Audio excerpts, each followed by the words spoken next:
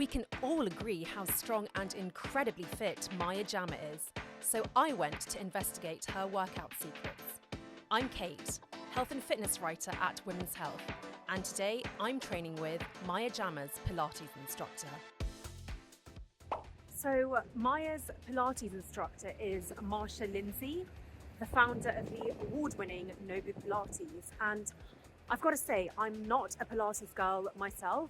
I've done about 3 sessions in the last several years, so but thankfully one of them actually was with Marsha, and it was pretty deadly, so I'm excited but a bit apprehensive to see what she's got in store for me today. So Marsha, which moves are we doing today? So I've chosen 3 reformer exercises for you to do today. The first one will be on the short box, side sit-ups. The second one will be the long box called the teaser, quite a challenging intermediate exercise.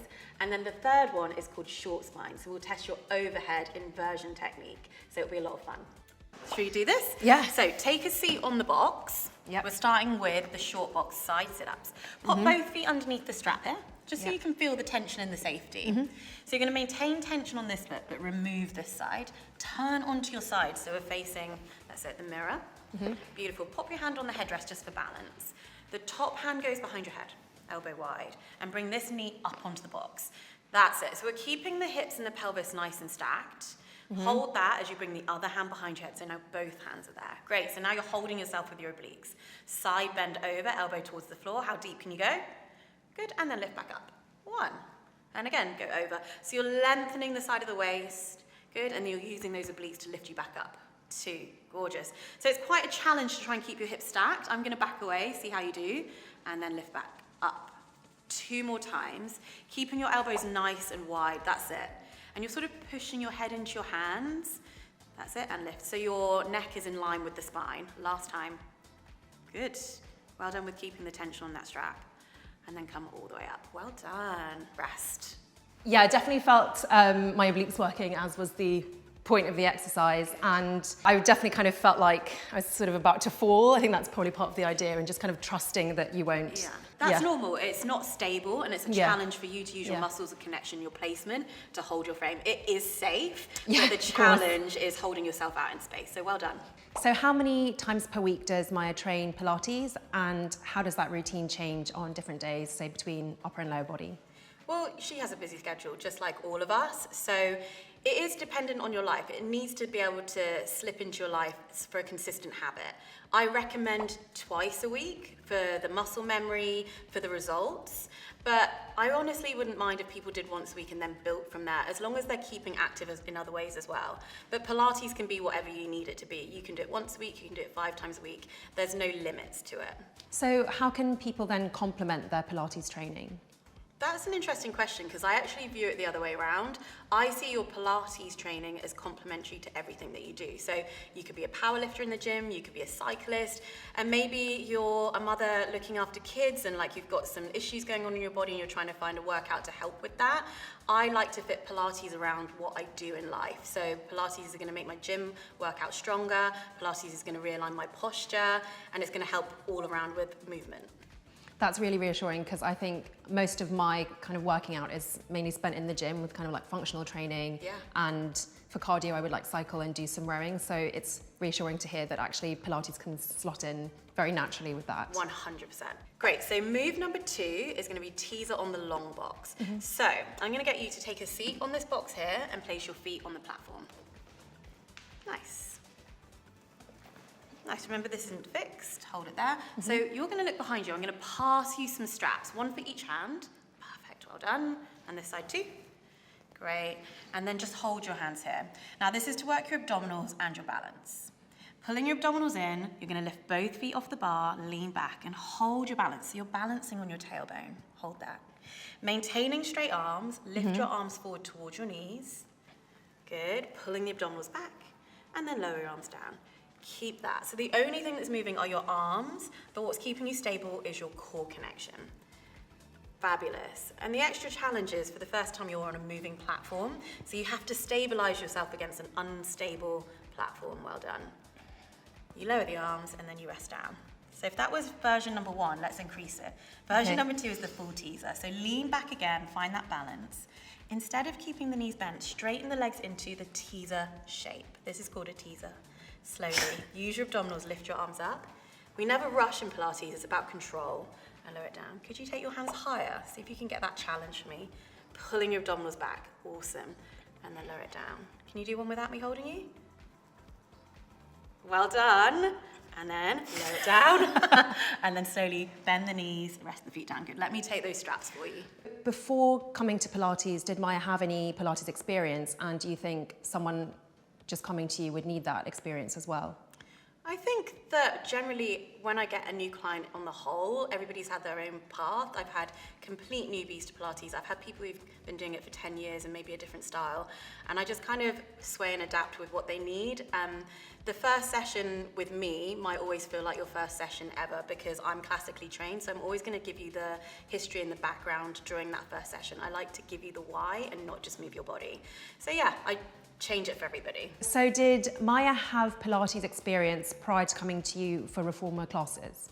Actually, that's a question I get asked a lot about whether people should start with mat work and then do the reformer and the equipment. But actually, my view is that you should start with the reformer and the spring work because it gives you the support and the guidance and the understanding how to build the strength so that when you take the springs away, you're actually performing the mat work perfectly.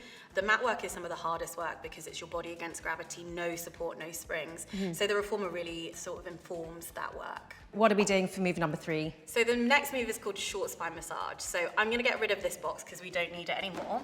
I'm going to get you to lie down on your back with your head on the headrest and your shoulders against those blocks. Just hug your knees into the chest for now. Those straps we were using before, we're going to pop on your feet. So let me help you get into this. Thank you. That's okay. Pop this foot in.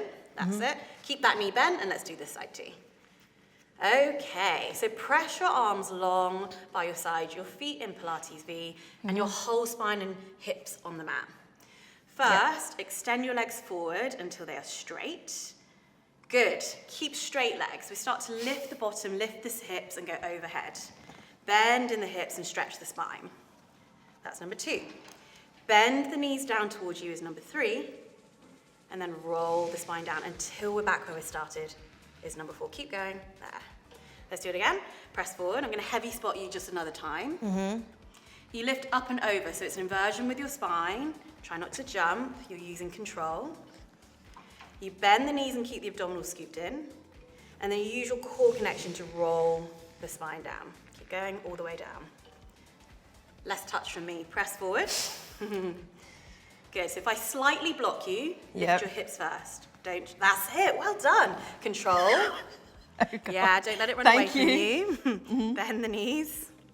Good. And then roll the spine down vertebrae by vertebrae. Could you do one without me? You ready? It's one way to find out, isn't it? Okay. With control, straight legs, lift up and over. Control it. Yep. Touch the safety bumper. Yep. Good. Bend the knees down towards you. And then slowly roll the spine down with control. Well done. And that's the end of that. How do you feel? I definitely wish the non-jumping had been smoother. The sort of You did a good job. Raising my bum. So those 3 moves we just did, are they good for everybody, or would you tailor those specifically for Maya and other clients? When it comes to Maya, she feels different on different days, and therefore I tailor the workout for that. And that's the same with all my clients. So depending on the client and on the day, I'll ask them what they want to work on, or maybe we're looking at a program with somebody that I've worked with for a while and we decide what they need on that day. So at the start of each session, I'll have a word with my client and we will decide together what they want to work on. Or if it's a long-term client, if we've been following a program, then we'll understand where we can build from that. So Maya's previously shared that she's training to gain weight and build muscle. How can Pilates supplement that or help with that? Yeah, Maya is working with a PT, so my job is to supplement the work that they're doing with Maya. So I can use the reformer, use all the springs to strengthen muscles to help propel her with those workouts and also to help prevent injury. So the idea is that we're working together to build a stronger and sort of safer build for her goals. So how is Nobu Pilates different from other Pilates studios? So my training is classical training, which means I've got training in all of the equipment, the reformer, the tower, the Cadillac, the chairs, the barrels. And when I created this concept, I knew that in a group setting, I wanted to do more than the mat and more than the reformer. So you're going to find more equipment in a group class of 10 with the chairs and the towers and the trampolines. But also it's the fact that it's a fusion of the contemporary and the classical worlds, which I think is really unique. So what do people normally find hardest about Pilates, and what advice do you have for them? I think that's a very personal question. Each individual has their own weaknesses in their body, and that's probably going to be highlighted when they come to Pilates. But I think it's humbling for everybody. So I can have a PT that can lift 140 kg, but then struggle with some of the arm work that we do with the springs in here. So it's different for everybody. When I invented the Nobu Pilates concept, I created 3 different classes: power, precision, pure, and all different categories are going to work different things in the body. So for example, power, when we put the trampoline on the end of the reformer, you're going to get a bit more energy and cardio based, whereas the pure is going to really sort of break things down, include breathing and more flexibility. So I created the concept to sort of help people work on what they want to work on. What Maya's sometimes found hardest? Good question. I'm not going to lie, Maya is an all-around good mover. Probably some of the upper body things is something she wants to work on. So that was such fun and really challenging too. What I've always appreciated about Reformer Pilates is that it targets your muscles and your abs especially using slower, more controlled movements.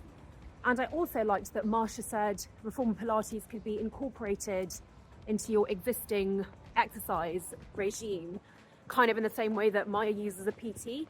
So I think that makes it much more manageable. So thank you so much, Marsha and Nobu Pilates, for having me today. I'm so glad I got to train like Maya.